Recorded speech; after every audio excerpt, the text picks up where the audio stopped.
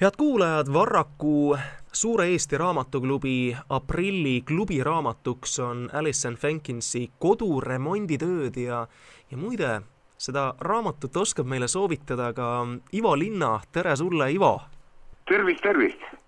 Remondihuviline rahvas. Kui suur remondihuviline sa ise oled? Kas meeldib ise käed külge panna või pigem kutsud remondimehe koju?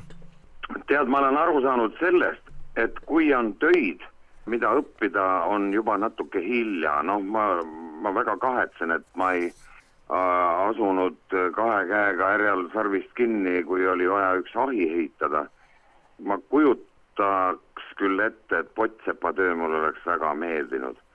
Aga ma olen tegelikult remonditöödega juba üsna lapsest saadik kokku puutunud, sest et pidi ju aitama kooli ajal ka kodus remonti teha, tapeete vahetada ja nii edasi. Ja värvida maja iga, ma ei tea, 2 aasta tagant üle. Ja nii et ega mul see käsi täiesti puhas ei ole selles mõttes. Aga muidugi, eks need tarkused tulevad ju tasapisi. Ma olen hilisemas elus küll ja küll tapeete vahetanud ja aknaid värvinud ja seinu ja nii edasi. Aga tihtipeale oleks olnud hea, kui oleks olnud kõrval ikkagi mõni ehitusmees, kes oleks siis tarkust jaganud. Eks neid vitsu ma olen saanud küll ja küll, olen oma tööd ümber teinud ja vandunud, et enam see ei kordu, aga tegelikult kordub küll.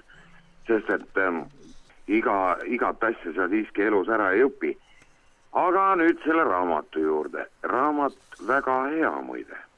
Ja sellepärast hea. Ma ei ole teda nüüd täht-tähelt läbi lugenud, aga sirvisin üsna põhjalikult. Kuidagi väga arusaadavalt teeb sulle kui algajale ka selgeks, millest üldse pihta hakata ühe või teise töö puhul. Milliseid materjale kasutada, kuidas see asi on, sest et selge on ju see, et kogemus tuleb tööd tehes. Ega siis kõikidel ei tule ta ka esimese pauguga kohe välja. Aga see raamat on väga hea teejuht, seda küll. No sa, If, just ütlesid ka, et hea, kui oleks selline proff siin kõrval, et kelle käest küsida, et ma arvan, et see raamat ongi justkui nagu see proff, kes on meil kõrval ja siin tapeeditarkustest on selles raamatus kirjutatud, aga lisaks veel ka elektritööriistadest, plaatimisvahenditest ja ütleme niimoodi, et kui sa nüüd peaksid võtma korraliku remondi ette, siis millist peatükki sina nagu kõige tähelepanelikumalt siin uuriksid, et mis töödes võib-olla sul oleks kõige rohkem abi vaja näiteks oma kodus? Tähendab, sa mainisid seda plaatimist. Ja ma mäletan, kui keeruline tundus see töö kaugel Vene ajal olevat.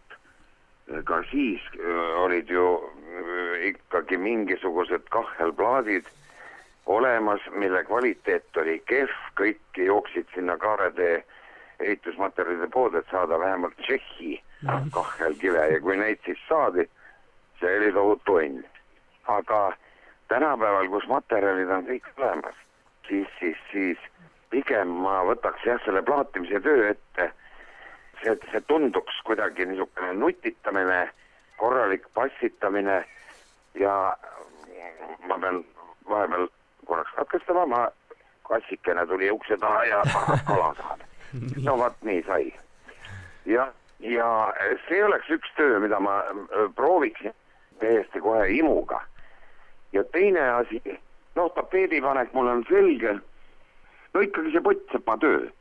Võib-olla võtaks selle kuidagi moodi ette ja kui seda vaja oleks, lihtsalt kas või selle pärast, et ma olen ju küll, ütleme, tööd tegev pensionär, aga vaba aega on ka ja kui sa ei sea endale mingisuguseid termineid mingi töö tegemiseks, siis pigem jah, õpiks mingeid uusi nippe juurde.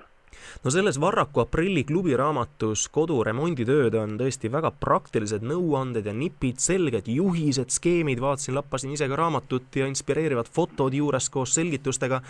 Ivo, mis alal sa võib-olla ise ennast kõige rohkem kodus tunned, et mis osas sa ise oskaksid teisi õpetada või siin nippe anda või nõuandeid jagada niimoodi julgelt kohe teada, et vot nii on õige?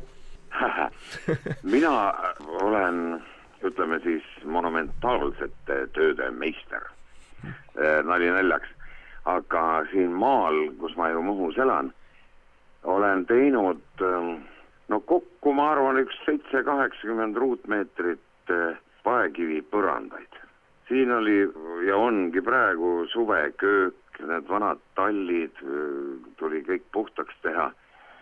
Ja siis ma tegin sellistest lapikutest ebakorrapärase kujuga, muidugi need ei ole poest ostetud kivid, aga koha pealt leitud ja nende põrandate tegemine, see kuidagi läks mulle hinge, sobitad kive, see ei sobi, võtame teise, see läks paika.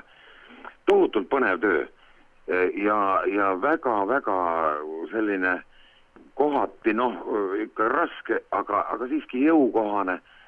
On väga suuri kive paika pandud sõbra abiga, aga see on selline aeg kuidagi jääb nagu seisma ja sa teed ja sa näed, mis sa oled teinud ja teine töö, mis mulle väga korda on läinud, on igasuguste vanade värvide mahavõtmine, kas siis ustelt, akendelt, toolidelt, laudadelt, sest et kõige lihtsam me teame, et välimus saaks hetkega parem, on ju mingi vana ilus mööblitükk lihtsalt julmalt valgeks või roheliseks värvida.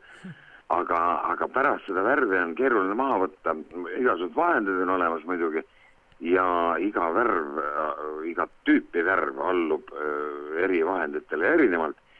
Aga võt see on ka üks tõeliselt põnev töö olnud ja ma olen seda suure himuga teinud.